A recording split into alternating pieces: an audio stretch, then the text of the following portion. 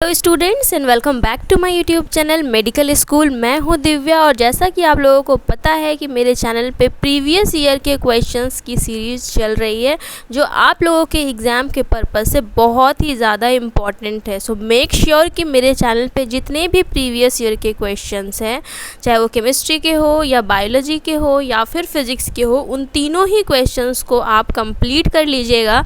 इन सभी previous year के questions की प्लेलिस्ट मैंने अलग से बना दी है।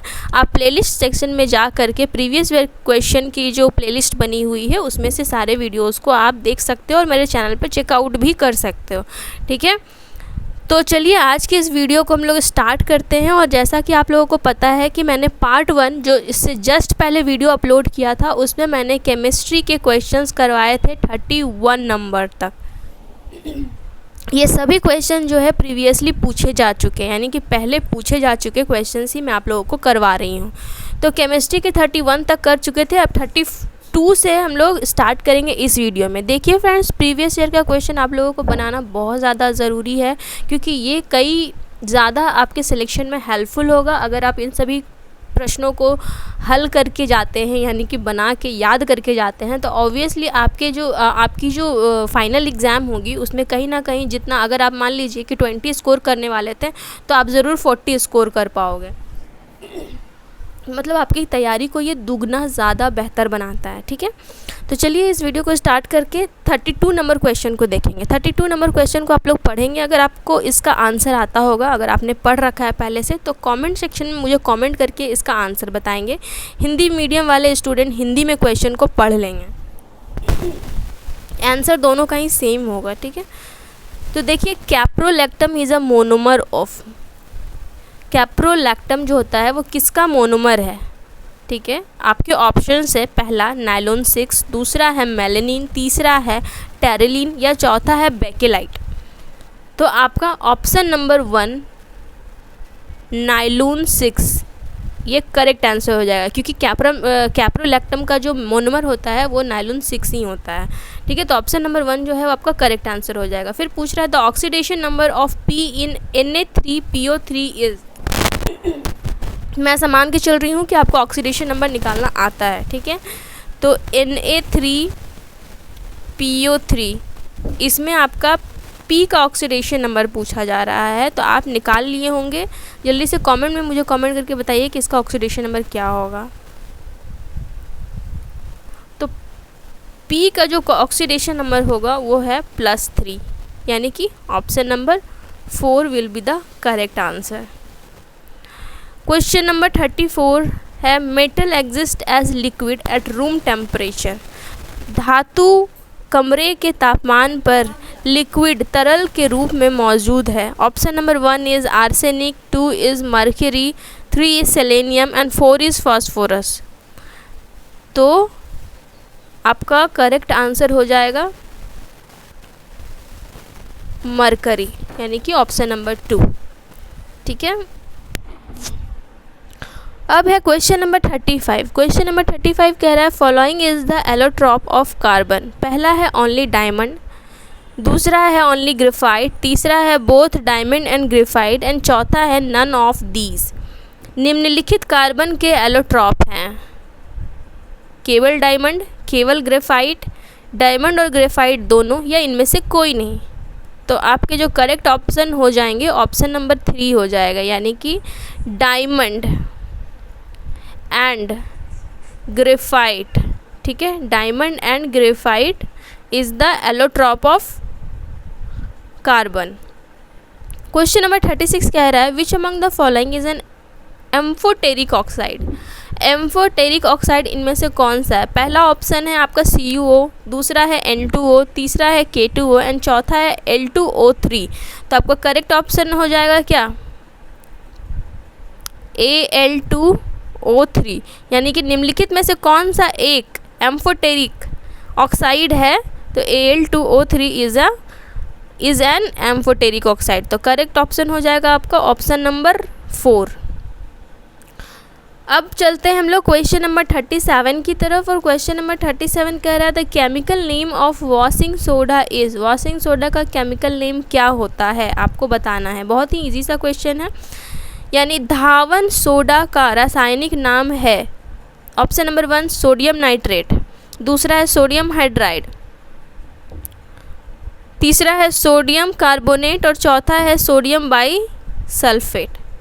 तो इसका आंसर हो जाएगा आपका सोडियम कार्बोनेट। ठीक है, सोडियम कार्बोनेट जो होता है वो वॉशिंग सोडा का केमिकल नेम होता है।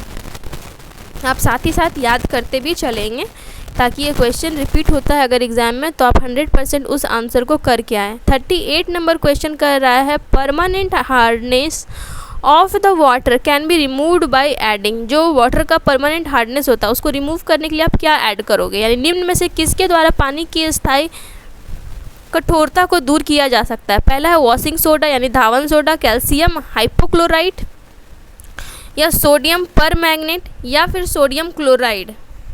तो वाटर के हार्डनेस को हटाने के लिए हम लोग जो है क्या यूज़ करते हैं? Washing soda. ठीक है, यानी कि option number 1 will be the correct answer. 39 number question कह रहा है nuclear energy is based on the conversion of. परमाणु ऊर्जा का निम्न में से किसके रूपांतरण पर आधारित है? सबसे पहला प्रोटॉन्स इंटू न्यूट्रॉन्स, दूसरा है इलेक्ट्रॉन्स इंटू प्रोटॉन्स, तीसरा है मास इंटू एनर्जी या चौथा है रेडियम इंटू पैलेडियम। तो आपको न्यूक्लियर एनर्जी के बारे में पता होगा बहुत ही अच्छे से। तो न्यूक्लियर एनर्जी में क्या होता है? मास जो है वो एनर्जी में कन्वर्ट होता है, मास इंटू एनर्जी, यानी कि द्रव्यमान का ऊर्जा में। ठीक है, हिंदी यही है लिखा हुआ यहाँ पे। तो मास इंटू एनर्जी यानी कि option number 3 will be the correct answer for question number 39। अब आते हैं क्वेश्चन नंबर 40। तो क्वेश्चन नंबर 40 कह रहा है कि brass is an alloy of. आपसे एलॉय पूछा गया है ब्रास का, तो ब्रास का एलॉय आप लोग बताएंगे। ऑप्शंस देख सकते हैं। कांसा एक अयस्क है, किसका अयस्क है? तांबा और चांदी का, तांबा और जिंक का, तांबा और एल्युमिनियम का या फिर तांबा और गोल्ड का। तो कॉपर एंड जिंक का जो है ब्रास एलॉय होता है। कॉपर एंड जिंक का brass is an alloy of copper and zinc. आपका करेक्ट आंसर हो जाएगा ऑप्शन नंबर 2। अब चलते हैं क्वेश्चन नंबर 41 की तरफ। आप लोगों को पता होगा कि हर एक सेट में 50 क्वेश्चन जो है वो केमिस्ट्री से पूछा जाता है, जिसमें 31 क्वेश्चन जो है हम लोग पार्ट 1 में कर चुके हैं और 21 के बाद का जो जितना बचा हुआ क्वेश्चन है हम लोग इस वीडियो में करेंगे। एग्ज़ाम सामने आ रहा है इसलिए थोड़ी सी वीडियो लंबी होगी बट सारे क्वेश्चंस इंक्लूडेड होंगे। ठीक है, तो जल्दी जल्दी आप लोग तैयारी कीजिए। 41 नंबर कह रहा है blank nature of a substance is due to the formation of H positive aqueous ion in solution and formation of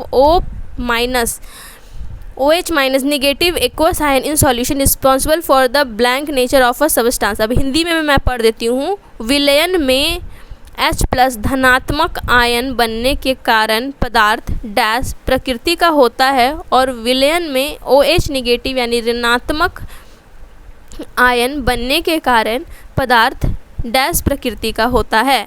acidic, basic या फिर एसिडिक या ऑप्शन नंबर 3 है बेसिक या 4 है बेसिक एसिडिक। तो हम लोग का सीधा सीधी आंसर हो जाएगा एसिडिक और दूसरा जो ब्लैंक है उसमें हो जाएगा आपका क्या? बेसिक। तो देखिए एसिडिक और बेसिक किस में है? एसिडिक और बेसिक। हाँ, तो ऑप्शन नंबर 1 हमारा करेक्ट आंसर हो जाएगा। क्वेश्चन नंबर 42 कह रहा है which of the following element is not a metalloid. हमारे में से इसमें से कौन सा ऐसा एक एलिमेंट है, यानी कि निम्नलिखित में से कौन सा तत्व एक उपधातु नहीं है, मेटलॉयड नहीं है। ठीक है, तो boron, silicon, germanium and nickel. तो आपको पता होगा कि जो निकेल होता है ये मेटलॉयड नहीं है, बाकी boron, silicon and germanium is a metalloid. अब आते हैं हम लोग if we put camphor in an open container its amount keeps on decreasing due to the phenomenon of. Camphor को अगर आप ओपन कंटेनर में रख देते हो तो इसका अमाउंट क्या होता है? It's amount keeps on decreasing. ठीक है, क्या होता है? एक सेकंड, पता नहीं कहाँ चला गया क्वेश्चन, हमेशा ऐसे ही हो जाता है। ठीक है, तो ये हमारा क्वेश्चन था कि कैम्फर को अगर ओपन कंटेनर पे रखते हो तो its amount keep on decreasing due to the. Camphor अगर आप खुले हुए कंटेनर में, ओपन कंटेनर में रखोगे तो वो धीरे धीरे क्या होता है, उसका अमाउंट डिक्रीज़ होते जाता है, घटते जाता है। क्यों होता है, उसका फेनोमेनन आपसे पूछा गया है। ऑप्शन नंबर 1 है इवापोरेशन, 2 है प्रेसिपिटेशन, 3 है कंडेंसेशन है, चौथा है सब्लिमेशन। तो हम लोग पढ़े हैं बचपन से ही कि जो आपका ऊर्ध्वपातन यानी सब्लिमेशन प्रोसेस होता है, ऑप्शन नंबर 4, सब्लिमेशन प्रोसेस से आपका कैम्फर जो है धीरे धीरे डिक्रीज़ होता रहता है। आप कैम्फर का मतलब समझ रहे होंगे कि जो आपके घर वगैरह में देखे होंगे, जो गोल गोल वाइट कलर की गोली टाइप की आती हैं, जिसको कपड़ों के बीच में या फिर दीवान पलंग के अंदर जनरली या फिर बेसिन के नली वगैरह में दिया हुआ रहता है। ये कैम्फर क्या होता है, रखे रखे अपने आप उड़ जाता है। तो इसमें कौन सा प्रोसेस होता है, सब्लिमेशन प्रोसेस होता है। यदि हम एक खुले पात्र में कपूर डालते हैं तो इसकी मात्रा किस घटना के कारण घटती रहती है, तो ऑप्शन हो जाएगा आपका सब्लिमेशन, ऑप्शन नंबर 4। हिंदी में भी मैं क्वेश्चन पढ़ने की कोशिश करी हूँ ताकि हिंदी वाले स्टूडेंट्स को दिक्कत ना हो। क्वेश्चन नंबर 44 है which of the following property is generally not shown by metal. Metal के द्वारा कौन सा प्रॉपर्टी है जो कि नहीं शो होता है, कौन सा गुण है जो आमतौर पर धातु नहीं दर्शाते हैं। पहला है इलेक्ट्रिकल कंडक्शन, दूसरा है सोनरस इन नेचर, तीसरा है डलनेस या चौथा है डक्टिलिटी। तो option number 4 ductility will be the correct answer, यानी कि लचीलापन जो है हमारा सही आंसर होगा।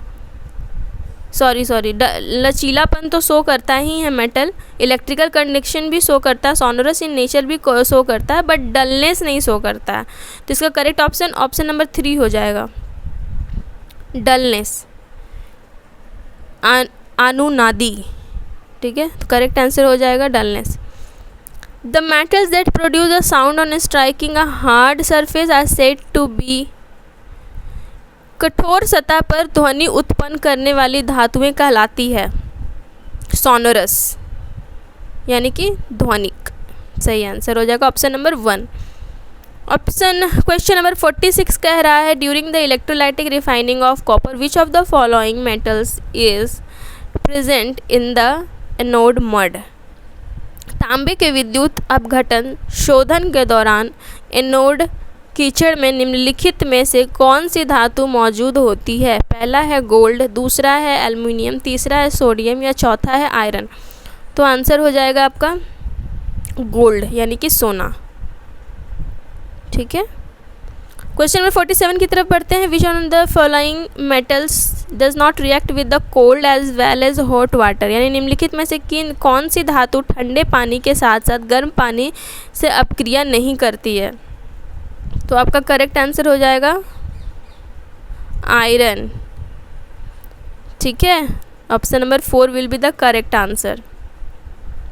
48 नंबर कह रहा है the reaction of calcium with water less violent, the heat evolved is not sufficient for the hydrogen to catch fire, calcium starts floating because the blank formed stick to the surface of the metal.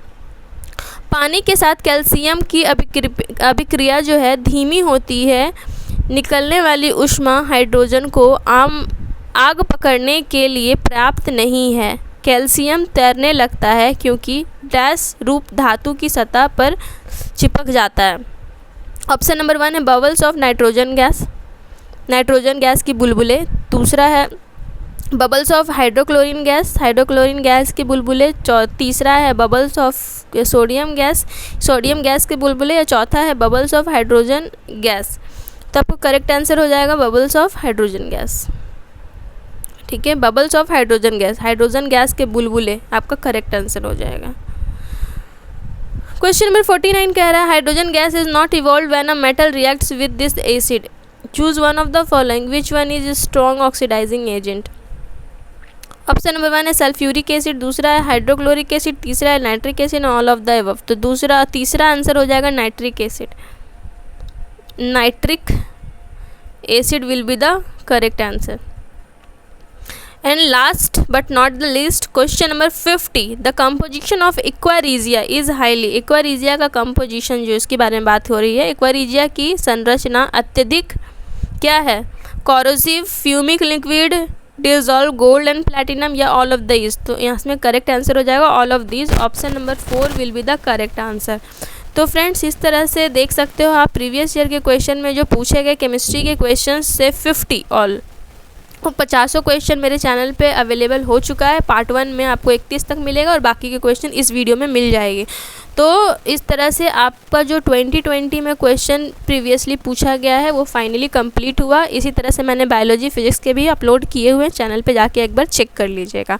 और साथ में अगर आप मेरे channel पे नए हैं तो प्लीज़ फ्रेंड्स चैनल को सब्सक्राइब जरूर कर लीजिएगा, ताकि ऐसे ही वीडियोज़ मैं आप लोगों के लिए लेके आती रहूँ। जितना ज़्यादा हो सके भर भर के कॉमेंट दीजिए कैसी लगी आपको वीडियो, और ये प्रीवियस ईयर की सीरीज़ आपके लिए हेल्पफुल हो रही है नहीं हो रही है।